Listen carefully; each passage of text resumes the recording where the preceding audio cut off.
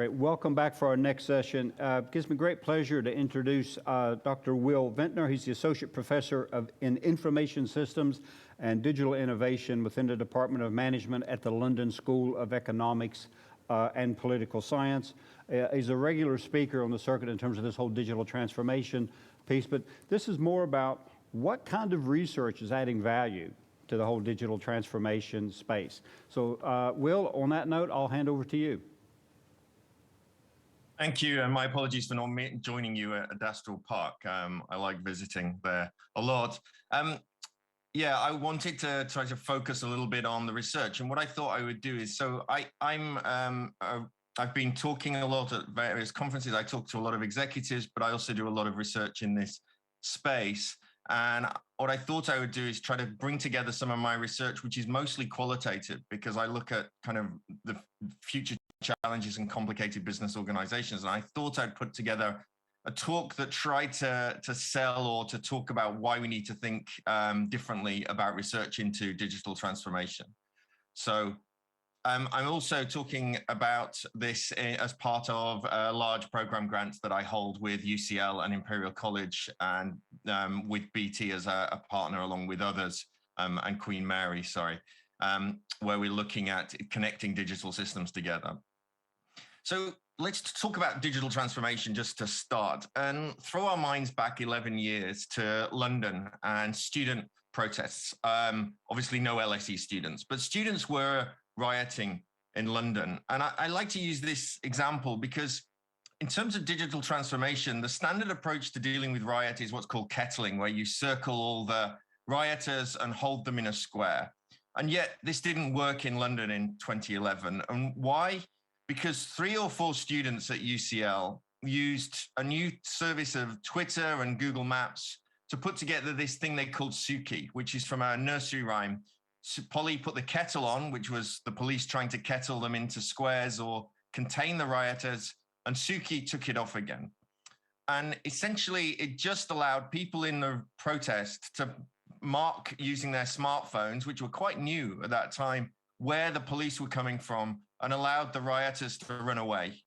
And the Economist said, fleeing police on foot, there's an app for that.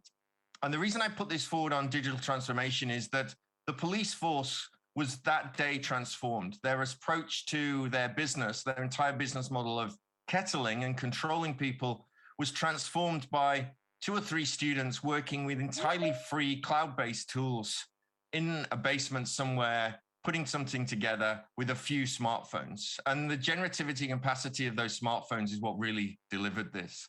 And when we talk about digital transformation, as Vile said in this recent article in JSIS, technology itself is only part of a complex puzzle that must be solved for organizations to remain competitive in the digital world.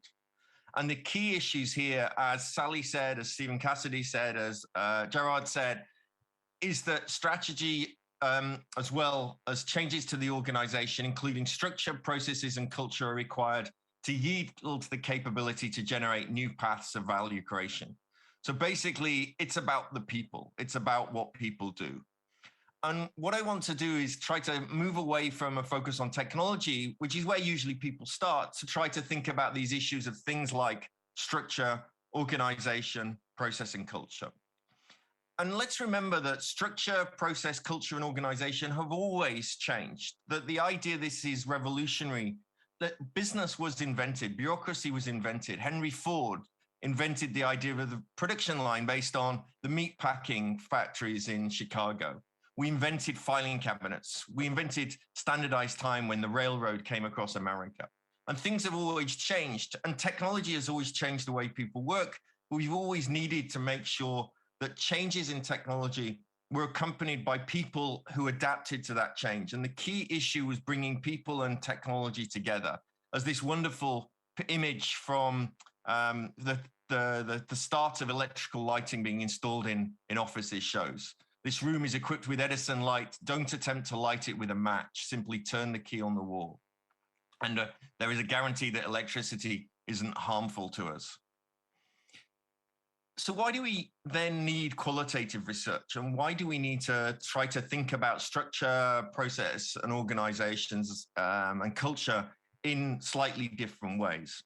Well, I think it's because many of the assumptions that we make around digital technology and digital transformation are formed by the narratives that happen within the tech sector and that lead us to think often in a perhaps non-critical way about the way the world works. So many people here will have seen this definition of cloud computing, for example, from NIST, massively highly cited definition.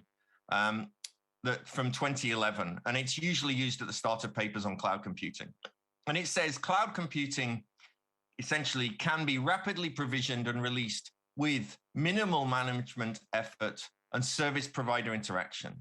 So there's little management and very little interaction with the service provider. Now, that assumption that essentially cloud is at the distance, remember, we have this idea, cloud is in the distance. You don't interact, you buy it with a credit card. You just don't connect with it. This is actually challenged by some research I've just completed with colleagues in Cyprus and in Athens, where we looked across Europe at people adopting cloud. And what we discovered was that most of them actually wanted to meet sales staff face-to-face or often at conferences, sometimes via Zoom, places like this. I'm talking at Cloud Expo Europe. I mean, just look at this slide. Obviously, it's pre-pandemic. And during the pandemic, we all kind of complained that these conferences are difficult to do, and look at us today online. But essentially, this is people who are coming together to meet and talk about cloud computing, a technology that's supposed to be entirely remote. And I talk there, actually, when you look, people focused on proximal vendors. They wanted someone with a sales office in the country. They wanted to use local consultants. They wanted to develop relationships with cloud vendors, completely at odds with the assumptions that for the last 10, 15, or 12 years, we've been making around cloud computing. And therefore, we need to really challenge these assumptions. And if you want another example of this, look at Squid Games. Many people here will have at least heard of Squid Games if you haven't watched it. But Squid Games was produced in Korea, and the Korean reviewers thought it was cliched, unconvincing, gratuitously violent, certainly. And yet, because it's distributed by cloud, because of new business models, because of the means that Netflix can deliver this at very low cost globally and can license the delivery of Squid Games globally, and because we got used to seeing Korean culture through things like Psy's Gangnam Style, and because of things like TikTok, which allow people to share memes on this Squid Games and build a following, this global phenomenon happened. That actually this digital transformation of broadcast media shows things outside TikTok, things inside like cloud delivery through Amazon Web Services of Netflix media allowed Squid Games to become a phenomenon and change the distribution of these things. So what I'm trying to say, and I'm going to kind of speed at the last half, we need to first of all, break free of the idea of the organization, or what Winter and et al. Call the organizational container. We so often talk about organizations as though they're single entities, when today they're more like brands.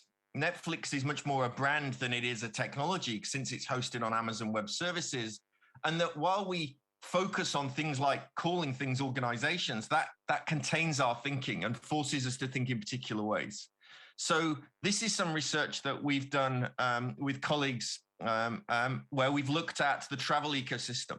And this web here are the APIs that are involved in booking a hotel room. So when you talk about booking, what you're really talking about is often connections of a web of these APIs, multiple layers of APIs, delivering the web page on, say, a Booking or a TripAdvisor or a Google. And that's important to understand, that when we're looking at the organization, today we're really talking about an ecosystem of connected services, and we need means to navigate and understand those. We also need to think a little bit more about the role of government in this digital transformation agenda. We heard Sally Howells talk about government transforming, but also think about the role of government legislation, of universities, of policy decisions, of the Digit Lab, etc. These places in driving the innovation and creating this space for innovation to happen. And that a lot of the innovation doesn't happen, and a lot of the digital transformation doesn't just happen inside singular private enterprises. It happens in a web of ecosystems that include government policy and government decisions.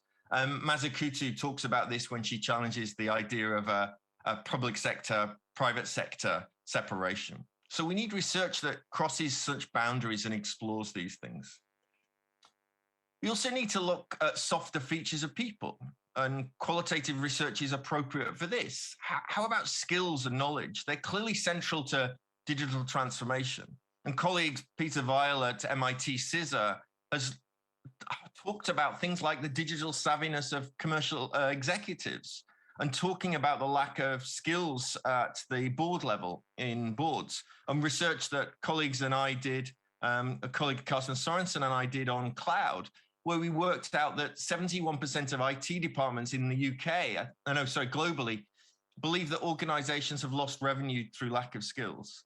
That actually a transformation agenda must be a skills agenda, must be a knowledge agenda as well, and that these require particular types of qualitative research and approach, and that we need to clearly think about those things.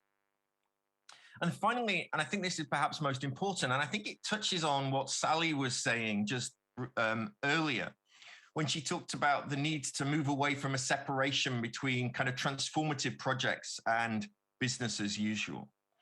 That in my research and in the work I've been doing, we've looked at technology as a flow. And if you think most of the work of business is dealing with a flow of innovation where things come in, new technologies, new ideas, new business models, external environments, and they flow and they change within the business, and they're constantly evolving.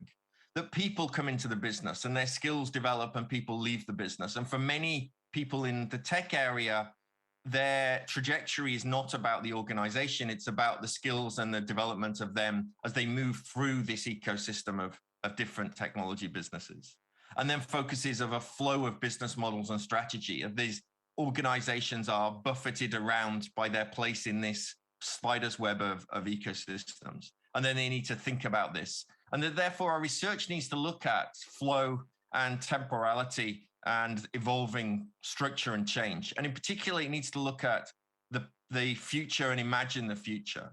And I did some research in 2014 where we put together a model of digital coordination, which might help with some of this.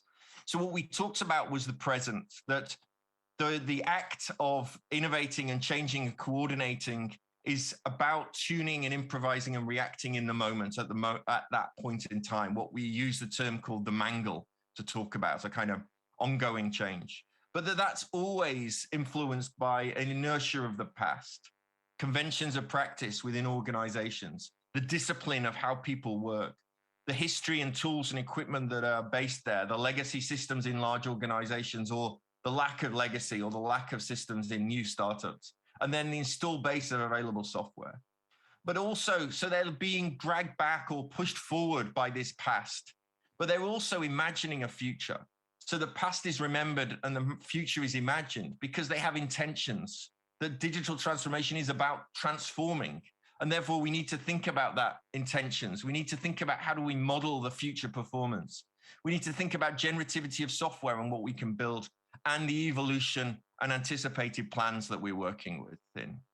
And just to give you a reason why qualitative or research matters, where we go out and ask the dumb questions, it's because often the data is biased towards outdated assumptions and thoughts, that our data only shows that, or inevitably, which is past. And a search on Google for terms like chief executive with elderly, mostly white males, and housekeeper with young, mostly females working shows these inherent biases. So fundamentally, I argue that we need to ask stupid questions and challenge assumptions, and that explorative, qualitative research where we go out and ask and talk to people and look at documents is a really good way to do this. So thank you very much for your time. Please reach out to me. And yeah, thank you. Great, Will, thank you very much. Once again, it's a range of fascinating insights. I'm also a big fan of the stupid question, Will, because I'm really good at it, which I think you'll find a bit later on during the panel session that we're having a little bit later on. So I need to bring this session to a close before we go to our next presenter. So once again, Will, thank you very much. And if you click on the next link, we'll see you there in a few minutes for our next presenter, who is Raheem Tafazoli. Thank you very much.